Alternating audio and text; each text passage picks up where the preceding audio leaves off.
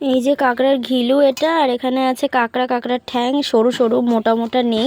তো এই কাঁকড়াটা আজকে আমি ফার্স্ট টাইম রান্না করব মশলা করে। আমি আগে কখনো করিনি, বাড়িতে অ্যাভেলেবেল, শ্বশুর এটা ধরে, তবুও কখনো খাওয়া হয়নি, গ্যাস হবে এই জন্য খেতে দেয় না বর। তো আজকে ভাবলাম খাই, যেহেতু শ্বশুর শাশুড়ি বাড়িতে নেই।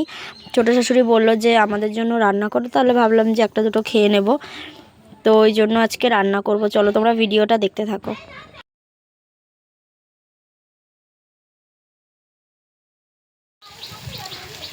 কেউ থাকলে ভিডিও করতে কেমন একটা লাগে।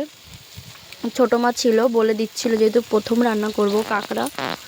তো এর মধ্যে এই যে কাঁকড়া ভাজা হয়ে গেছে, তার মধ্যেই ঘিলুটা দিয়ে দিয়েছি, মশলা দিয়ে দিয়েছি সব, পেঁয়াজ টমেটো এই যে দিয়ে দিয়েছি, একটু হালকা জল দিয়ে ওটাকে যখন কষিয়ে নিচ্ছে, তারপর হালকা একটু জল দিয়ে এটা ঢেকে দেবো, সেদ্ধ হয়ে যাবে, তারপর নামিয়ে ফেলবো। এই যে কাঁকড়া রান্না কমপ্লিট। লাস্টে গরম মশলা দিয়ে দিয়েছি, আর একদম শুকনো শুকনো বানিয়েছি। তো জানি না কেমন হয়েছে, সবাই খেয়ে রিভিউ দেবে। আশা করছি ভালোই হয়েছে, কারণ রান্না তো একেবারে খারাপ করি না। আজকে এই যে 2.5 বছর এসেছি, 2.5 বছরে আমিই রান্না করি। শাশুড়িমা অত বোঝেন না রান্নাবান্না, আমি মোবাইলে দেখে নিয়ে রান্নাবান্না করি। তো চলো তোমাদেরকে একটু বাইরের ভিউটা দেখিয়ে দিই। বাড়ির সাইডেই মাঠ, সেখানে জল হয়েছে।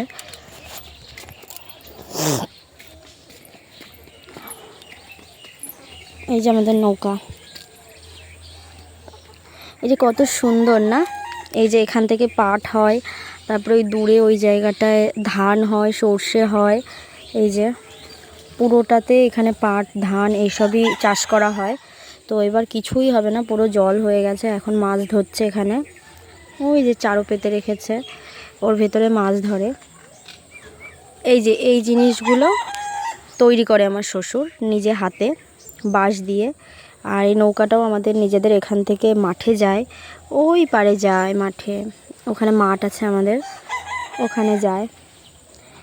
ওই যে একজন কি কাজ করছে জলের ভেতরে।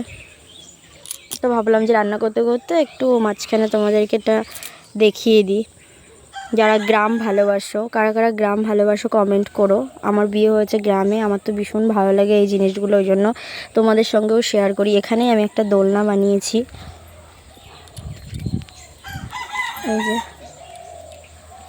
এই যে খেজুর গাছটা আমাদের, এই যে আম গাছ।